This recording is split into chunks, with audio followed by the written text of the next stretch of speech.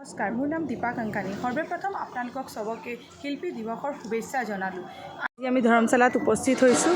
ইয়াত পূৰ্বোত্তৰ প্ৰদেশীয় মাৰৱাৰী যুৱ মঞ্চ উদ্যোগত আৰু মাৰৱাৰী যুৱ মঞ্চ দেৰগাঁও শাখাৰ সহযোগত কেন্দ্ৰীয় শিল্পী দিৱসৰ আয়োজন কৰা হৈছে। ইয়াত বিভিন্ন ধৰণৰ প্ৰতিযোগিতা পতা হৈছে, যেনেকৈ কবিতা আবৃত্তি আৰু চিত্ৰাংকন প্ৰতিযোগিতা। এয়া চব কিমান ধুনীয়াকৈ কণ ল'ৰা ছোৱালীবিলাকে ইয়াত কবিতা আবৃত্তি কৰিছে। এয়া চব আমাৰ আজি ইয়াত ড্ৰয়িং কম্পিটিশ্যন পতা হৈছে শিল্পী দিৱসৰ উপলক্ষে। ইয়াত কণমানি ল'ৰা ছোৱালীবিলাক বহুত আছে। চবেই ইমান ধুনীয়াকৈ নিজৰ প্ৰস্তুতি দিছে। আমাৰ মাজত বিতুপন ছাৰ আছে। ছাৰ, আপোনাক কেনেকুৱা লাগিছে আজি এই প্ৰতিযোগিতাত আহি? আপোনাক জাজ হিচাপে যে আমি ইয়াত আমন্ত্ৰিত কৰিছোঁ, ইয়াত কণমানি ল'ৰা ছোৱালীবিলাকক চাই কেনেকুৱা লাগিছে আপোনাক? প্ৰাদেশিক মাৰৱাৰী যুৱ মঞ্চৰ ধন্যবাদ জনাইছোঁ, লগতে আমাৰ দেৰগাঁও শাখাক ধন্যবাদ জনাইছোঁ যে এনেকুৱা এটা প্ৰগ্ৰেম আমাক দেৰগাঁৱত সুবিধা দিছে। যে আজি প্ৰতিযোগিতাত আহি জাজ হিচাপে ইয়াত কেনেকুৱা অনুভৱ কৰিছে? নমস্কাৰ, নথৈ আনন্দিত হৈছোঁ আজি শিল্পী দিৱসত আপোনালোকে যিখিনি আয়োজন কৰিছে তাত কণ ল'ৰা ছোৱালীসকলৰ চিত্ৰাংকন প্ৰতিযোগিতা, কবিতা আবৃত্তি প্ৰতিযোগিতা, যিখিনি আপোনালোকে ল'ৰা ছোৱালীসকলৰ কাৰণে যিখিনি আগবঢ়াই নিছে তাৰ কাৰণে নথৈ আনন্দিত হৈছোঁ। ভাল লাগিছে। আগলৈও যাতে এনেকৈ আপোনালোকে পাতি থাকে তাৰ কাৰণে আমাৰ ফালৰ পৰা অনুৰোধ থাকিল। ইয়াত আমাৰ পূৰ্বোত্তৰ প্ৰদেশীয় মাৰৱাৰী যুৱ মঞ্চৰ সভাপতি ৰাজ চৌধুৰী আমাৰ মাজত আছে। তেখেতৰ মুখৰ পৰা আমি দুষাৰ কথা শুনিব বিচাৰিছোঁ।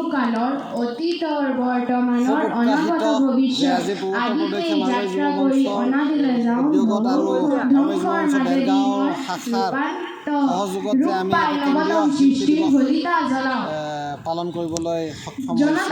এয়া আমাৰ মাজত পূৰ্বোত্তৰ মাৰৱাৰী যুৱ মঞ্চৰ ষ্টেট ভাইচ প্ৰেছিডেণ্ট আমাৰ মাজত আছে। তেখেতৰ মুখৰ পৰাও আমি দুষাৰ কথা শুনিব বিচাৰিছোঁ। ৰূপকোঁৱৰ জ্যোতিপ্ৰসাদ আগৰৱালা আমাৰ অকল মাৰৱাৰীকে নহয়, সম্পূৰ্ণ অসমীয়া সমাজৰ কাৰণে গৌৰৱৰ ব্যক্তি আছিল। আৰু তেওঁ যিখিনি পথ প্ৰদৰ্শন আমাক কৰি গৈছে, সেই অনুযায়ী যদি আমি চলিব পাৰিম সঁচাই আমাৰ জীৱনটো সফল হ'ব।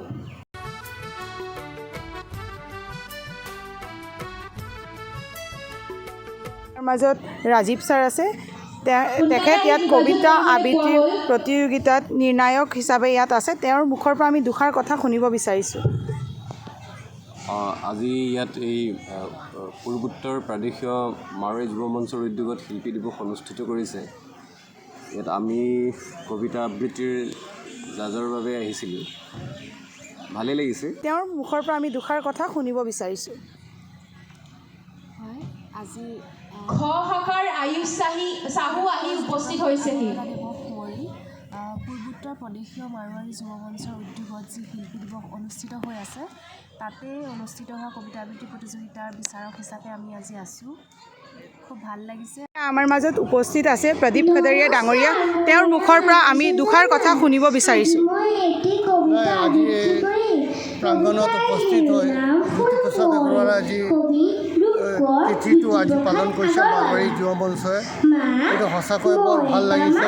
আজি ইয়াত মাৰৱাৰী যুৱ মঞ্চৰ দেৰগাঁও শাখাৰ তত্বাৱধানত সদৌ অসম ভিত্তিত শিল্পী দিৱস আমাৰ ধৰ্মশালাত আয়োজিত কৰা হৈছে। তাৰ বাবে মাৰৱাৰী যুৱ মঞ্চৰ সমূহ কৰ্মকৰ্তাক ধন্যবাদ জনাইছোঁ যে আমাৰ এনেকুৱা এখন সৰু ঠাইত ইমান ডাঙৰ এটা অনুষ্ঠান ৰাইজৰ সহযোগত অনুষ্ঠিত হৈছে, তাকে লৈ আমি গৌৰৱান্বিত হৈছোঁ। সন্থাৰ সম্পাদক, তেওঁ এই কাৰ্যসূচীত বহুত সহায় দিছে। তেওঁৰ মুখৰ পৰা আমি দুষাৰ কথা শুনিব বিচাৰিছোঁ। প্ৰথমতে মই সকলোকে স্বাগতম জনাইছোঁ যে মাৰৱাৰী সমাজ আজি আগবাঢ়ি আহিছে জ্যোতিপ্ৰসাদৰ শিল্পী দিৱস পাতিবৰ বাবে, আৰু তেখেতসকলৰ যি আন্তৰিক প্ৰচেষ্টা সেয়া দেখি আমি সঁচাকৈ আপ্লুত হৈছোঁ।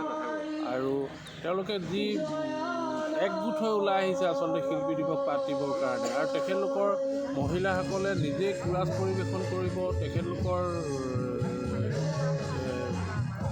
মহিলাই জ্যোতি সংগীত পৰিৱেশন কৰিব আজি অনুষ্ঠানত। সেইকাৰণে মই সকলোকে আন্তৰিক কৃতজ্ঞতা জনাইছোঁ। এয়া চব যুৱ মঞ্চৰ গোটেইখিনি মেম্বাৰ্ছ হয়, কিমান ধুনীয়াকৈ এই প্ৰগ্ৰামটোত লাগি ভাগি আছে, চায়ে ভাল লাগিছে।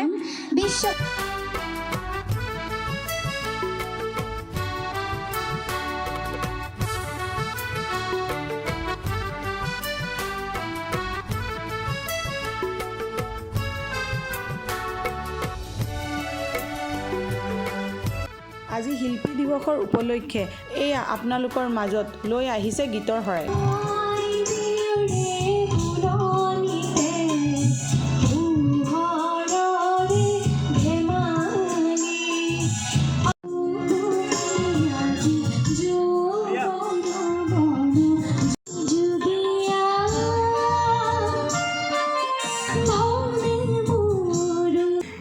ইমান ধুনীয়াকৈ কবিতা আবৃত্তি কৰিলে। নামটো হ'ল সৌম্যদীপ গৌৰিক। তোমাক আজি কবিতা আবৃত্তি কৰি কেনেকুৱা লাগিলে? তুমি কি কবিতা আবৃত্তি কৰিছিলা? কবিতাটোৰ নামটো কি আছিল? হা? ফোন কৰি বা ইমান ধুনীয়া কৰিছা। এইয়া আমাৰ মাজত উপস্থিত আছে জয়শ্ৰী চলিহা বাইদেউ। তেওঁ শিৱসাগৰৰ পৰা ইয়াত আহিছে। তেওঁ আমাৰ জ্যোতিপ্ৰসাদ আগৰৱালা দেৱৰ জীয়েক হয়। তেওঁৰ পৰা আমি দুষাৰ কথা শুনিব বিচাৰিছোঁ। আজি দেৰগাঁৱৰ মাৰোৱাৰী যুৱ মঞ্চৰ অনুষ্ঠানলৈ আহি মোৰ সঁচাই খুব ভাল লাগিছে। মোৰ তেওঁলোকৰ যি তেখেতসকলৰ বোৱাৰী জীয়ৰীবিলাকে যি গীত পৰিৱেশন কৰিলে সেইটো অতি সুন্দৰ হৈছে। আৰু মাজে মাজে হিন্দীও তেখেতসকলে হিন্দী অনুবাদো গাইছে, সেইটোও খুব ভাল লাগিলে। আৰু যিগৰাকীয়ে শিকাইছে তেখেতেও বৰ সুন্দৰকৈ শিকাইছে। আৰু গোটেই মানুহখিনিক লগ পাই মোৰ সঁচাকৈয়ে খুব ভাল লাগিলে কৰিছোঁ। আৰু দেউতা জ্যোতিপ্ৰসাদৰ সৰু কবিতা এটাৰে মই মেলানি মাগিলোঁ। মই সোণৰ দেশৰ সোণ চৰাই আহোঁ মুকুট মাণিকৰ পাখি উৰাই, ৰঙা ৰঙা পোৱালমণি নীল সাগৰত থাকে, তাৰ সিপাৰে ৰূপৰ বালিত সোণ হৰিণীয়ে নাচে। সোণৰ দেশলৈ যাবি মুকুতাৰ ভাত খাবি, হীৰাৰ পোহৰে ভাগ্য ৰেখাটি চাবি, সোণৰ দেশলৈ কোন যাবি অ' কোন যাবি অ' কোন যাবি। বহুত ধুনীয়া বাইদেউ। আমিহে বহুত কৃতজ্ঞ যে আপুনি আমাৰ মাজত ইয়াত আছে। আপুনি অহাৰ বাবে বহুত বহুত ধন্যবাদ।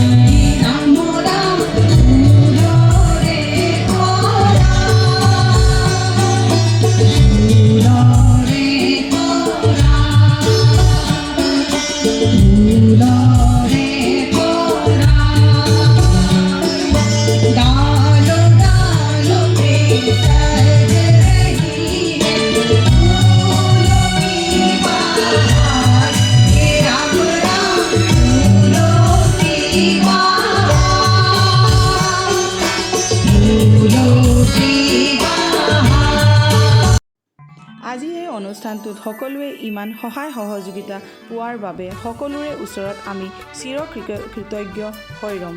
দেৰগাঁৱত যাতে এনে অনুষ্ঠান পুনৰ হয় তাৰ বাবে আমাক আশীৰ্বাদ কৰিব। ধন্যবাদ। যদি এই ভিডিঅ'টো ভাল লাগিছে তেতিয়াহ'লে আমাক মৰম যাচিব